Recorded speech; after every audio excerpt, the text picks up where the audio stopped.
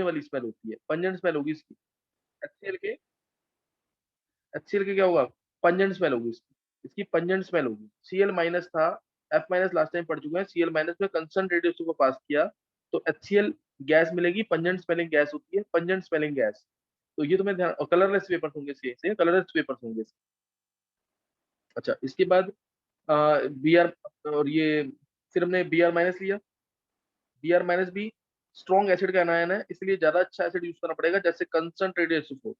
Concentrated SO4 use करेंगे तो HBr मिल जाएगा। अब इस केस में ध्यान रखना, बी आर माइनस जो है एक रिड्यूसिंग एजेंट का काम भी कर जाता है, और कंसंट्रेटेड SO4 ऑक्सीडाइजिंग एजेंट का काम करता है, इसलिए HBr तो मिलता ही है, साथ में Br2 भी मिलता है, और कंसंट्रेटेड SO4 SO2 गैस में रिड्यूस भी हो जाएगा, SO2 गैस में रिड्यूस भी हो जाएगा। तो तीन गैसेस मिलती हैं ये मिला जब कंसंट्रेटेड H2O4 एसिड का काम कर रहा है, जब कंसंट्रेटेड H2O4 एसिड का काम कर रहा है, और जब ये मिला जब कंसंट्रेटेड H2O4 किस काम कर रहा है, ऑक्सीडाइजिंग एजेंट का, इसलिए हम यहाँ पे कंसंट्रेटेड HCl नहीं यूज कर सकते, और ये तो कंसंट्रेटेड H2O4 रिड्यूस होकर SO2 गैस देता है ना। तो ये चीज ध्यान रखना इसके अंदर। और अगर हम MnO2 को लेके आ जाएंगे सामने, अगर हम MnO2 को लेके आ जाएंगे, MnO2 को अगर हम इस रिएक्शन में ऐड कर देते हैं, अगर हम MnO2 को इधर ऐड कर देते हैं, तो जो फ्यूम्स है Br2 के रेडिश ब्राउन कलर के, जो फ्यूम्स है इसके रेडिश ब्राउन कलर के, रेडिश ब्राउन गैस जो है, इसके फ्यूम्स हो जाते हैं इंटेंसिफाई, क्योंकि MnO2 भी एक अच्छा ऑक्सीडाइजिंग एजेंट है, और ये भी क्या करेगा, Br माइनस को Br2 में। तो on addition of MnO2 fumes, reddish brown fumes intensity will increase, उनकी इंटेंसिटी बढ़ जाए। ऐसे बहुत सारी रिएक्शंस है, PbO2 भी डाल सकते हैं इसके अंदर, बहुत सारी चीजें हैं इसके अंदर। इसमें MnO2 डाला मैंने, PbO2 डाल सकता हूँ, H2O2 डाल सकता हूँ, कंसंट्रेटेड SO4 मैंने डाला, ये कंसंट्रेटेड HNO3 डाल सकता हूँ। ये सब ऑक्सीडाइजिंग एजेंट्स है, ये सब क्या है, ऑक्सीडाइजिंग एजेंट्स। मैं एक बार लिस्ट भी दे दूंगा तुम्हें ऑक्सीडाइजिंग एजेंट्स की, बहुत सारे ऑक्सीडाइजिंग एजेंट्स है, उनको देखकर हम डिसाइड कर सकते हैं। तो इतना यहाँ तक ध्यान समझ आ गया कि नहीं ये। Cl माइनस के लिए बता दिया मैंने, Br माइनस के लिए बता दिया। Br माइनस के लिए कंसंट्रेटेड H2O4 ऑक्सीडाइजिंग एजेंट का काम भी कर रहा है और एसिड का काम भी कर रहा है। ऐसे ही अगर I माइनस आएगा, I माइनस, इसमें अगर कंसंट्रेटेड H2O डालेंगे तो इधर तो I माइनस और अच्छा रिड्यूसिंग एजेंट है, और अच्छा रिड्यूसिंग एजेंट है, तो I माइनस जाएगा I2 में, और कंसंट्रेटेड SO4 एक अच्छा एसिड भी है तो HI भी बनाएगा, और साथ में SO2 गैस, सेम चीज भी है जो Br2 के साथ हुआ, I2 के वेपर्स, HI और SO2 गैस, ये मिलेगा सारा, ये सब मिल जाएगा इसके अंदर। और I2 के भी रेडिश ब्राउन वेपर्स होते हैं, I2 के भी क्या है, रेडिश ब्राउन वेपर्स। इनको डिस्टिंग्विश करने के लिए आगे मैं बताऊंगा तुम्हें, लेयर टेस्ट टाइप की चीजें, लेयर टेस्ट होता है ना, वो तुम्हें पढ़ा भी होगा लास्ट ईयर क्वालिटेटिव के अंदर। और I2 जो है स्पेशली बहुत इंपॉर्टेंट है ये, I2 के रेडिश ब्राउन वेपर्स हैं KI के सोल्यूशन के अंदर, अगर हम इसको KI डाल देंगे ना एक्सेस में, KI एक्सेस में डाल देंगे, तो I2 जो है डिसॉल्व कर जाएगा KI के अंदर, फॉर्मिंग KI3 की येलो सोल्यूशन होती है। मैंने तुम्हें बताया हुआ है, रेडिश ब्राउन या येलो, दोनों को लगभग एक जैसा मानना हमेशा, ये सॉल्यूबल है, ये सॉल्यूबल है, येलो सोल्यूशन, येलो सोल्यूशन है। तो ये चीज ध्यान रखिए इसके अंदर। और नेक्स्ट अब है, Cl माइनस हो गया, Br माइनस हो गया, I माइनस हो गया। अब उसके बाद नाइट्रेट, ऑक्जिलेट और बोरेट। नाइट्रेट, F माइनस मैं लास्ट टाइम क्लास में बता चुका हूँ, ठीक है, F minus last time class में बता चुका हूँ। नेक्स्ट अब है नाइट्रेट। नाइट्रेट ये भी स्ट्रॉन्ग एसिड का एनायन है, HNO3 का एनायन है ये, इसलिए इसके अंदर भी कंसंट्रेटेड H2O डालेंगे, कंसंट्रेटेड H2O। इसके अंदर कंसंट्रेटेड H2O डालेंगे तो इससे क्या आ जाएगा, NO2 गैस, रेडिश ब्राउन ये भी गैस होती है, reddish brown, reddish brown gas है। बस एक थोड़ा सा टेस्ट इसके लिए लगता है, जैसे मैंने Br माइनस में MnO2 डाला तो फ्यूम्स इंटेंसिफाई हो गया, इधर मैं अगर MnO2 डालूंगा तो फ्यूम्स इंटेंसिफाई नहीं होंगे, फ्यूम्स इंटेंसिफाई नहीं होंगे, समझ गए कि नहीं, ये फ्यूम्स इसमें इंटेंसिफाई यानी ये रिड्यूस नहीं हो पाएगा, ये NO2 में रिड्यूस नहीं हो पाएगा, N की स्टेट +5 से +4 में नहीं जा पाएगी, fumes will not intensify. But in case of Br minus fumes will intensify, fumes क्या कर जाएंगे, इंटेंसिफाई कर जाएंगे। तो ये चीज के अंदर ध्यान रखना है। ये भी रेडिश ब्राउन कलर की गैस है, ये भी क्या है, रेडिश ब्राउन कलर की गैस है। इसको भी बनाने का तरीका बिल्कुल सिंपल है, जैसे ही मैंने इसके अंदर कंसंट्रेटेड उसको डाला तो ये अपना H प्लस इसको दे देगा, तो HNO3 बन गया। HNO3 हल्का सा हीट अप होके N2 हमें दे देगा, ये तुम्हें मैंने बताया ऑक्सो एसिड के अंदर, 2 HNO3 लो, वाटर बाहर निकाल दो, N2O5 मिल जाएगा। और N2O5 जो है N2O5 ये अपने आप ही टूट करके क्या दे देगा, NO2 गैस, NO2 गैस दे देगा, सही ना। ये क्या दे देगा, NO2 गैस, साथ में O2, साथ में दे देगा O2। इधर HNO3 को जब हीट किया 2 मोल्स लेकर के, तो N2O5 प्लस H2 मिला था। N2O5 जो है ये अपने आप ही टूट करके NO2 और O2 दे देगा, तो NO2 गैस यहाँ पे भी मिल जाएगी रेडिश ब्राउन कलर की, सही ना, रेडिश ब्राउन कलर की NO2 गैस यहाँ पे भी मिल जाएगी। अब नेक्स्ट देखेंगे oxalate ions. Oxalate ions C2O4 2 negative oxalate ions है, इसमें डाला मैंने कंसंट्रेटेड H2O4। कंसंट्रेटेड H2O डालेंगे तो इसमें क्या मिलेगा, पहले इसमें मैं डायरेक्ट बताता हूँ, CO प्लस CO2 आएगा। ऑक्सिलेट आयंस कभी भी होंगे तो CO प्लस CO2 आता है 99% केसेस में, बस Na प्लस आ जाए, K प्लस आ जाए, क्योंकि इनके ऑक्सिलेट स्टेबल होते हैं।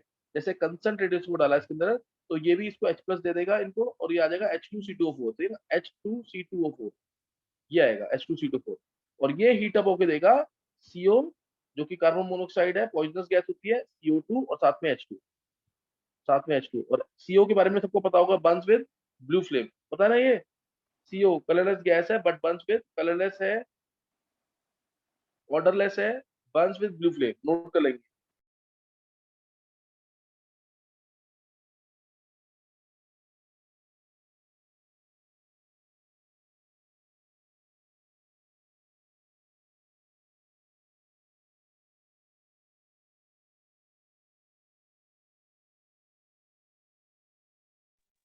कर लिए नोट।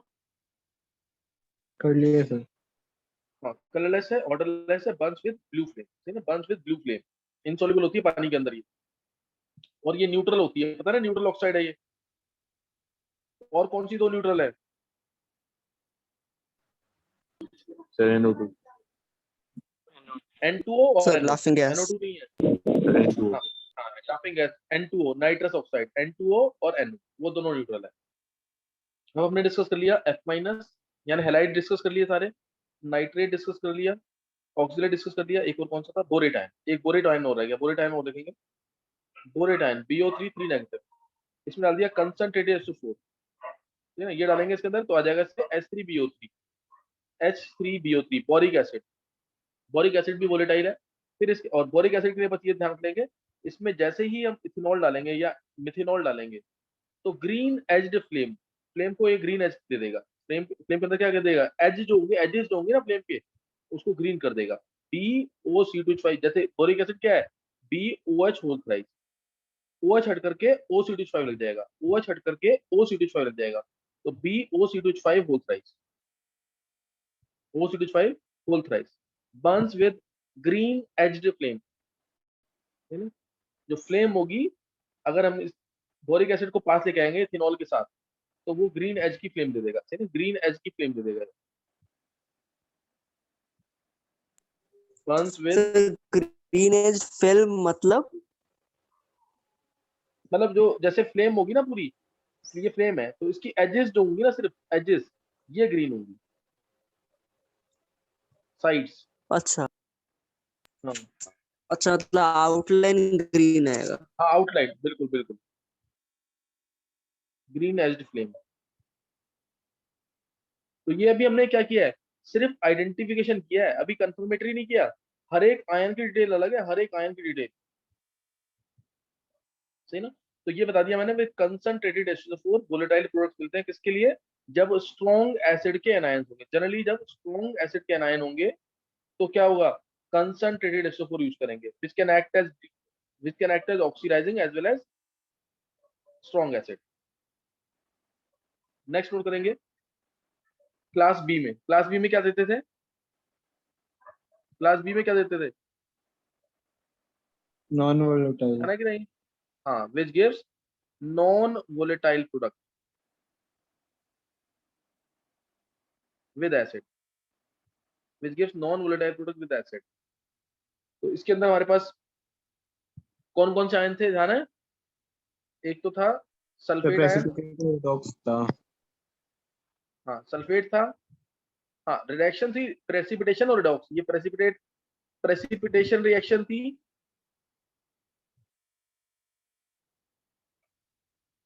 और रिडॉक्स रिएक्शन थी। प्रेसिपिटेशन रिएक्शन में सल्फेट आयन था, PO4 3 नेगेटिव था, ASOS हाँ 3 PO4 3 नेगेटिव, 3 नेगेटिव था, ASO4 3 ASO negative, ASO3 negative, हाँ आर्सेनाइट, आर्सेनेट। मेनली हमें ये दो करने हैं। जैसे सल्फेट आयन है, सल्फेट आयन के लिए मोस्ट इंपोर्टेंट टेस्ट क्या होता है प्रेसिपिटेशन रिएक्शन में? मोस्ट इंपोर्टेंट रिएक्शन क्या है इसकी? इसके अंदर डाल दो तुम Pb2 प्लस Ba2 प्लस। ये तुम्हें याद भी होगा सबको। सल्फेट के लिए कौन प्रेसिपिटेट बनाता था? व्हाइट कलर का प्रेसिपिटेट था। कौन बनाता था प्रेसिपिटेट? PbSO4 व्हाइट कलर का। सल्फेट देखकर हो गए सारे बाराती पागल, नहीं याद आया? BSO4 भी व्हाइट, यस यस है ना? देख कर हो गए। HgSO4 तो ऐसे ही, HgSO4 एग्जिस्ट नहीं करता, ज्यादा स्टेबल नहीं है, इसलिए इसको नहीं लिया है। और इसके अलावा हो गए सारे SrSO4। SrSO4 भी व्हाइट होगा। दो ज्यादातर यूज करते हैं, दो इजीली अवेलेबल होते हैं, ज्यादातर यूज करते हैं, PbSO4 और BSO4 सल्फेट के लिए। तो ये दोनों क्या है इसकी प्रेसिपिटेशन रिएक्शन। और Ba2 प्लस तो मोस्ट कॉमनली यूज होगा। BaCl2 में H2SO4 डाला तो आ गया BSO4 का व्हाइट पीपीटी, है ना? BSO4 का क्या आ गया? White PPT. एक ये। और PO4 3 नेगेटिव के लिए टेस्ट किसी को याद है? लास्ट टाइम कराया था मैंने ये क्वालिटेटिव एनालिसिस के अंदर। PO4 3 नेगेटिव बहुत important, canary yellow, canary yellow precipitate, नहीं याद? अमोनियम मॉलिब्डेट टेस्ट, बहुत इंपॉर्टेंट टेस्ट। नीट में भी आया हुआ है, IIT मेंस में भी आया हुआ है। NH4 होल्ड ट्वाइस MoO4, याद आ गया कि नहीं? ये NH4 hold twice MoO4 molybdenum chromium पे ग्रुप का स्टेट +6 है यहाँ पे, प्लस HNO3। तो क्या मिलता था इससे? NH4 whole thrice PO4 dot 12 MoO3। कुछ याद आया? Canary yellow precipitate. कैनरी क्यों बोला? कैनरी बर्ड होती है येलो कलर की, फाउंड इन यूएसए, यूएसए में मिलती है बर्ड, उसी कलर का आता है ये प्रेसिपिटेट, कैनरी येलो पीपीटी। और मैंने तुम्हें कहा था कि आर्सेनिक के लिए भी ये सेम कलर आएगा। आर्सेनिक के लिए पेपर में आर्सेनिक का पूछ लिया था। पेपर में किसके बारे में पूछ लिया था? आर्सेनिक के बारे में। पेपर में पूछ लिया था किसके बारे में? आर्सेनिक के बारे में। तो सेम चीज आंसर आएगा उसमें, सेम आंसर आएगा, बस सबको इकट्ठा करके लिखा हुआ था। सबको इकट्ठा करके लिखा हुआ था। NH4 होल्थराइज PO4 है ना, उसमें NH4 होल्थराइज ASO4 आएगा। NH4 होल्थराइज ASO4 आएगा डॉट 12 MoO3। ये इन सबको इकट्ठा करके लिखा हुआ था बस। ये दिक्कत करती थी, तो वो कोई पहचान नहीं पाया था कि येलो प्रेसिपिटेट इसका भी होता है, येलो प्रेसिपिटेट इसका भी होता है, ये कोई पहचान नहीं पाया था उसमें। एक तो अगर तुम्हें याद हो उसका कलर प्रेसिपिटेट कौन सा था? K3CONO2 whole 6। याद है किसी को कि नहीं? IIT में जब आया था ये भी ऑप्शन था एडवांस में, K3CONO2 होल 6। याद है किसी को कि नहीं? ये इस सॉल्ट का एक नाम भी बताया था मैंने। येलो पीपीटी था ये, फिशर सॉल्ट, नहीं याद आया? COCl2 में क्या डालते थे? KNO2। COCl2 के अंदर KNO2 डालो एसिटिक एसिड के प्रेजेंस में, मीडियम एसिडिक यानी, तो ये बनता था K3CONO2 होल 6 फिशर सॉल्ट। नहीं याद आ रहा? मुकुल, यस सर नहीं ध्यान आया बिल्कुल भी? सर आ गया yes। ध्यान में नहीं आ रहा होगा। ये कराया हुआ है मैंने, ये भी जो कराया था ना, बेसिक रेडिकल्स का सेपरेशन जब कराया था, बेसिक रेडिकल्स का सेपरेशन जब कराया था तब कराया मैंने ये। समझ गया कि नहीं? है चलो, कुछ नहीं होता। ये हाँ सर यहाँ तक हो गया हमारा। ये हाँ, ये मैंने क्या बता दिया? Precipitation reaction. ये क्या थी? Precipitation reaction. ये जरूर याद था, मोस्ट इंपोर्टेंट रिएक्शन है ये वाली, कैनरी येलो वाली। कैनरी येलो वाली मोस्ट इंपोर्टेंट रिएक्शन। स्ट्रक्चर भी कलर भी सब याद करना है इसका, स्ट्रक्चर कलर भी सब याद करना है इसका। NH4 thrice PO4 dot 12 MoO3, ammonium phosphomolybdate, ammonium phosphomolybdate. इसको बहुत ढंग से करना, अमोनियम फॉस्फोमोलिब्डेट। ये जो स्ट्रक्चर है canary yellow precipitate, canary bird है which is found generally in USA, उसी कलर का प्रेसिपिटेट आता है, कैनरी येलो बोलते हैं इसको। इसकी ये रिएक्शन काफी इंपॉर्टेंट है। और इसके साथ एक टेस्ट और था फॉस्फेटाइन के लिए, याद है किसी को? Mg2 प्लस डालते थे NH4OH के प्रेजेंस में, PO4 3 नेगेटिव, Mg2 प्लस डालते थे, Mg2 प्लस प्लस NH4OH, तो बनता था MgNH4PO4 MgNH4PO4 व्हाइट पीपीटी बनता था। इसको हीट करते थे तो क्या आता था, magnesium pyrophosphate Mg2P2O7 white residue. ये भी इसी का टेस्ट है, दोनों इंपॉर्टेंट टेस्ट है, ये ऑब्जेक्टिव में पूछा हुआ नीट के। Mg2P2O7 आता है, साथ में अमोनिया गैस बाहर निकलती है, साथ में अमोनिया गैस बाहर निकलेगी। समझ गए कि नहीं है? Yes sir. फिर आती है इसके अंदर रेडॉक्स रिएक्शन, फिर आती है इसके अंदर रेडॉक्स रिएक्शन। रेडॉक्स रिएक्शन जैसे डाइक्रोमेट आयंस है, जो एसिड के साथ रेडॉक्स रिएक्शन दे, यानी नॉन वोलेटाइल प्रोडक्ट। इसमें मैंने तुम्हें बताया था 4 चीजें पढ़ेंगे हम। एक तो डाइक्रोमेट आयंस, एक पढ़ेंगे परमैंगनेट आयंस, ये दो बहुत इंपॉर्टेंट। परमैंगनेट आयंस, ये दो तो बहुत ही इंपॉर्टेंट, और इसकी तो बहुत सारी रिएक्शंस है डीएनएफ ब्लॉक के अंदर। और लास्ट ईयर रेडॉक्स में सबको मैंने पढ़ाया हुआ है, अगर याद हो तुम्हें। डाइक्रोमेट आयंस ऑरेंज कलर के होते हैं। डाइक्रोमेट आयंस कौन से कलर के हैं? ऑरेंज कलर के। और ये कन्वर्ट हो जाते हैं Cr3+ के अंदर, 2Cr3+ में कौन सा colour? Permanganate ion purple colour के या वायलेट कलर के। और कन्वर्ट किस में होते हैं? ये ऑक्सीडाइजिंग एजेंट है, ऑक्सीडाइजिंग एजेंट ऑक्सीडेशन शो करेगा। परमैंगनेट आयन पर्पल कलर के, ये किस में कन्वर्ट होंगे? Sir Mn2+। Mn2+ के अंदर। और कलर क्या होता है? सर ये कलरलेस। ग्रीन कलर के इधर। कलरलेस। हाँ, ये कलरलेस। ये ग्रीन कलर के ऊपर ग्रीन कलर, ये ऊपर ग्रीन कलर, और नीचे आएगा कलरलेस या बहुत ही लाइट पिंक, बफ कलर कहते हैं, लाइट पिंक। इसकी बहुत सारी रिएक्शंस हैं, डिटेल में करेंगे इसको, तो इसलिए इस पे अभी सर अभी ध्यान नहीं देना। ऐसे क्रोमेट आयन होंगे ना, हालांकि ये यूज बहुत कम होंगे, येलो कलर के होते हैं, और ये भी कन्वर्ट होते हैं Cr3+ के अंदर। तो ये तो रेडॉक्स रिएक्शन बहुत जगह पढ़नी है, इसलिए नहीं बता रहा हूँ मैं अभी इसको, ठीक है ना? रेडॉक्स रिएक्शन बहुत सारी पढ़नी है। और क्रोमेट आयन जो है, ये तो हमारा प्रेसिपिटेशन रिएक्शन में भी यूज होता है। जैसे मैंने अगर इसमें Ag+ डाल दिया या AgNO3 डाल दिया, तो Ag2CrO4 का रेडिश ब्राउन प्रेसिपिटेट दे देगा। सर पीछे SO4 3 नेगेटिव नहीं थे क्या? वो सेम है ना भाई, SO4 3 नेगेटिव वही है करना तुम्हें। Yellow PPT, canary yellow. ठीक है सर। अब यहाँ पे अगर मैं Pb2+ डाल दूंगा, PbCr4 का येलो पीपीटी।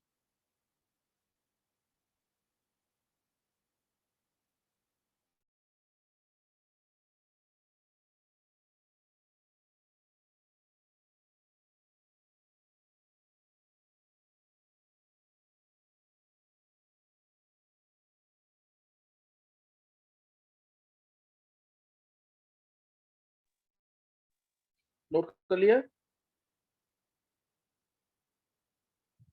एक मिनट। Ba+ भी डाल दोगे, Ba2+,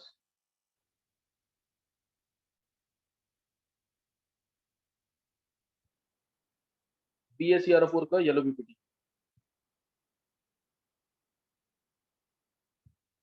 chromate ion generally yellow ही होंगे, बस एक Hg2Cr4 और Ag2Cr4, ये दो ध्यान, रेडिश ब्राउन है, ये दोनों रेडिश ब्राउन है।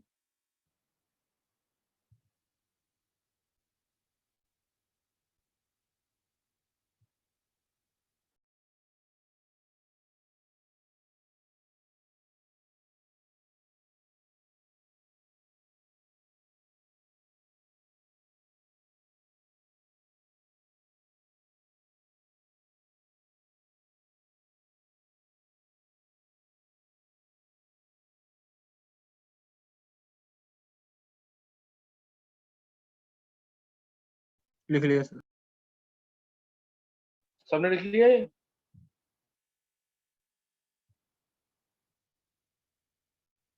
चलो इसमें सर एक मैं स्ट्रॉन्शियम के तुम्हें, साथ भी येलो ही आएगा। स्ट्रॉन्शियम के साथ भी येलो, हाँ। इसके साथ प्रेसिपिटेट कौन कौन देता है क्रोमेट के साथ, याद है कुछ क्या? कौन प्रेसिपिटेट देता है इसके साथ? यस सर, यही 5 देते हैं। कौन कौन से? क्रोमेट क्रोध में आज होंगे सारे बाराती पागल, याद है कि नहीं ये जो नेमोनिक बताया था इसका? Yes sir.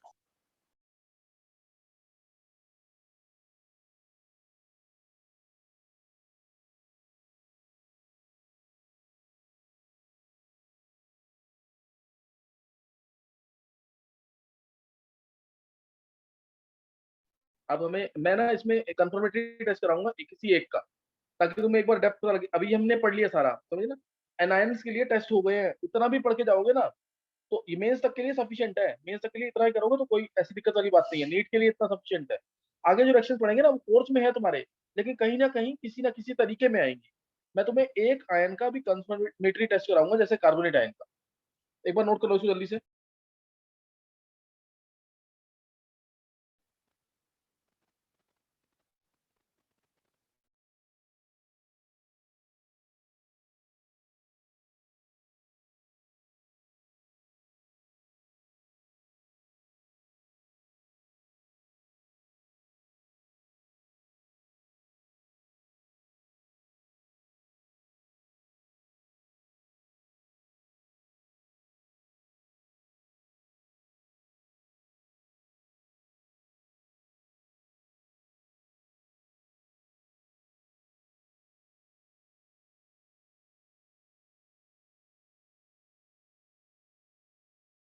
नोट कर लिया सबने ये?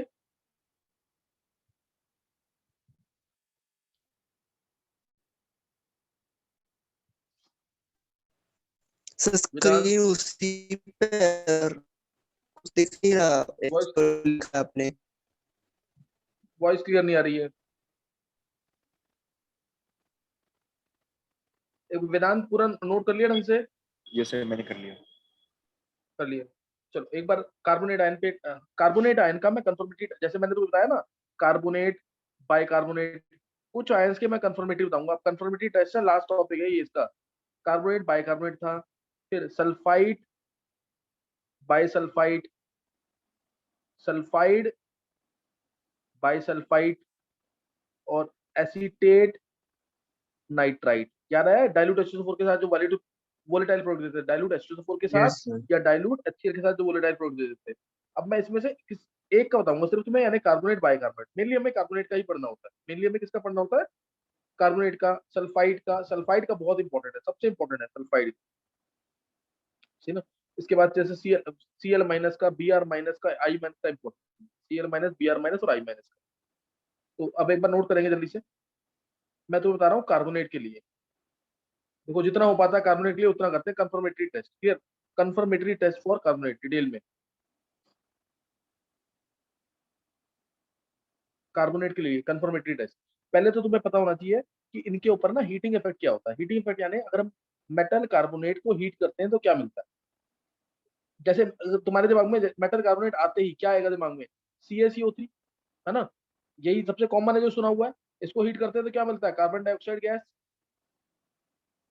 कार्बन डाइऑक्साइड गैस मिलती है ना। लेकिन अब एक चीज दिमाग में आएगी कि क्या सारे कार्बोनेट कार्बन डाइऑक्साइड गैस दे देंगे?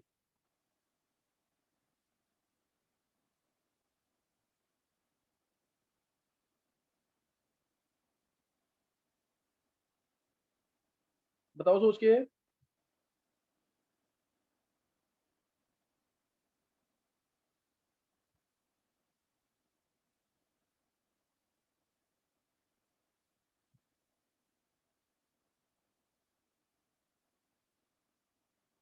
चलो देख लो, देखो बहुत ध्यान से ना, कार्बन आयन जो है 11th वाले बच्चे बहुत ध्यान से सुनेंगे, पूरा बहुत इंपॉर्टेंट टॉपिक है ये। अब मैं कंफर्मेटरी करा रहा हूँ ना, मैंने क्या बोला कि नीट के लिए इतना इंपॉर्टेंट है ना।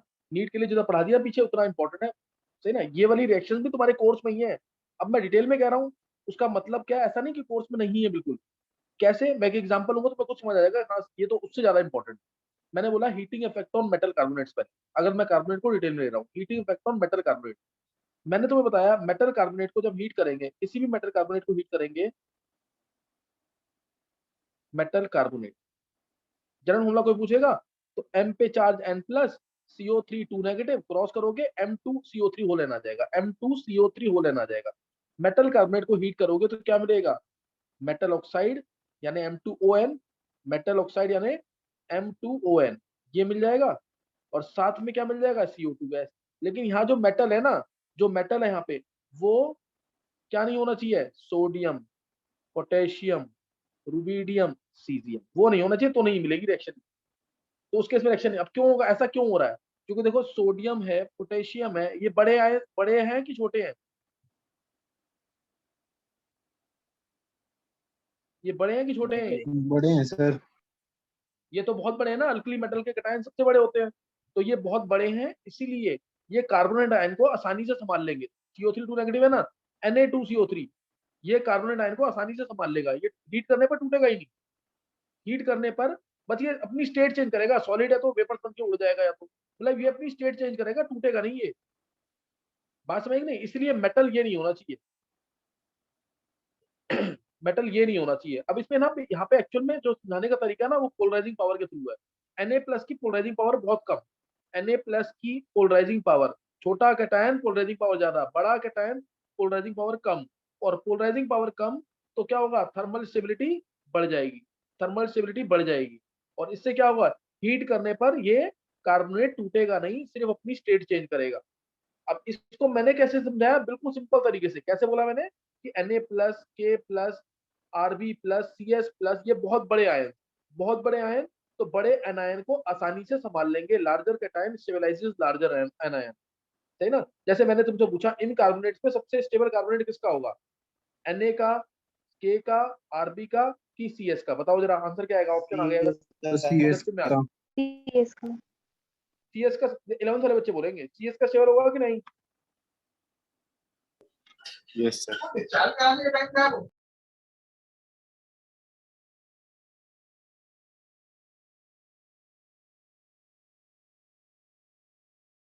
कि नहीं, समझ आ गया? CS का क्या होगा, कैटायन स्टेबल। इसलिए ये चारों के कैटायन, इन चारों आयंस के कैटायन टूटते नहीं। Na2CO3 पे हीटिंग का कोई इफेक्ट नहीं होता। लिथियम पे क्यों हो गया इफेक्ट, Li2CO3 जो है इस पे हीटिंग इफेक्ट क्यों हो गया? क्योंकि ये लिथियम इतना बड़ा नहीं है, तो कार्बोनेट आयन को संभाल नहीं पाएगा। इसकी थर्मल स्टेबिलिटी क्या है, इसकी थर्मल स्टेबिलिटी क्या है, कम। थर्मल स्टेबिलिटी यानी हीट करने पर ये टूट जाएगा। जैसे बेरिलियम कार्बोनेट है, बेरिलियम कार्बोनेट तो देखो, ये तो ना ऐसा है, अगर इसको तुम्हें बनाना है ना, तो इसको CO2 के एटमॉस्फेयर में ही रखना पड़ेगा। ये BeO+CO2 है, इसको तो रखना ही बी किस में रखना पड़ेगा, कार्बोनेट के ही मतलब इसके आसपास CO2 गैस होनी चाहिए। It should be captain, it should be captain environment of CO2, ताकि ये एग्जिस्ट कर सके। और बाकी अब तो मैंने बता दिया, यहाँ पे जितने भी कार्बोनेट्स हैं दे ऑल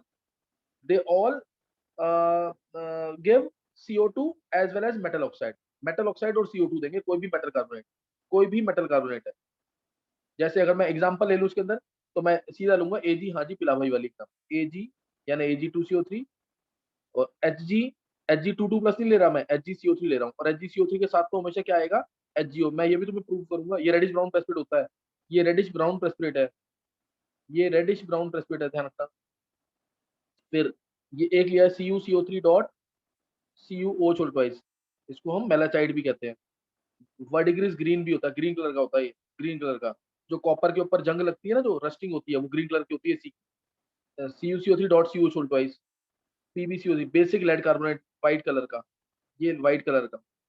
नॉर्मल वाले मैंने लिया ही नहीं, जैसे CuCO3, FeCO3, ये मैं ले ही नहीं रहा। SrCO3, ये तो तुम्हें पता है, ये हीट करके क्या दे देंगे, SRO+CO2, FeCO3 सिट्राइट कहते हैं इसको, FeO+CO2, CaCO3 हीट करेंगे तो क्या देगा, CaO+CO2। ये मैंने लिया ही नहीं, ये इंपॉर्टेंट वाले लिए मैंने सिर्फ। Ag2CO3 ये क्या देगा हीट करने पर, मेटल ऑक्साइड और CO2। और ये पता ही है, सिल्वर बहुत ही कम रिएक्टिव होता है, तो ये अकेले भी एग्जिस्ट कर सकता है। हल्का सा हीट और कर दिया ना इसको, तो Ag+half O2 दे देगा। HgCO3 dot HgO, HgCO3 dot HgO, ये भी क्या दे देगा हीट करने पर, HgO plus CO2 plus O2 भी देगा, हाफ O2। और ये भी बहुत कम रिएक्टिव है, प्लस हाफ O2 भी देगा। ये भी बहुत कम स्टेबल है, इसलिए हीट करेंगे तो Hg+half O2 हो जाएगा, Hg+half O2 दे देगा। ये पहले देगा HgO प्लस, सॉरी इसी ये देगा HgCO3 है ना, ये HgO देगा प्लस CO2 देगा, HgO प्लस CO2। बाद में हीट करने पर ये Hg+half O2 दे देगा, Hg+half O2। और CCO3 डॉट CO ट्वाइस क्या दे देगा हीट करने पर, रेडिश ब्राउन था ना HgCO3 वाला। HgCO3 वाला रेडिश ब्राउन पीपीटी था, ये ग्रीन कलर का पीपीटी है। CuO plus CO2 plus H2, इसका ऑक्साइड स्टेबल है, इसका ऑक्साइड ब्लैक कलर का है, स्टेबल है। और पीबी बेसिक लेड कार्बोनेट जो व्हाइट कलर का है, हीट करने पर पीबीओ प्लस CO2 प्लस H2O दे देगा। PbO plus CO2 plus H2O। PbO red colour का होता है, रेड कलर का।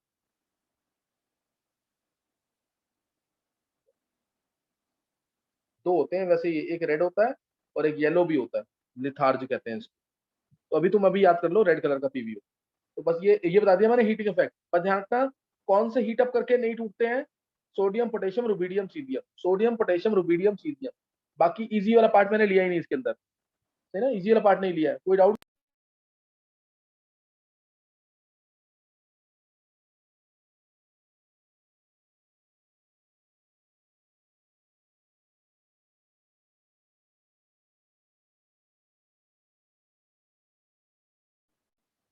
किसी को डाउट तो नहीं कोई?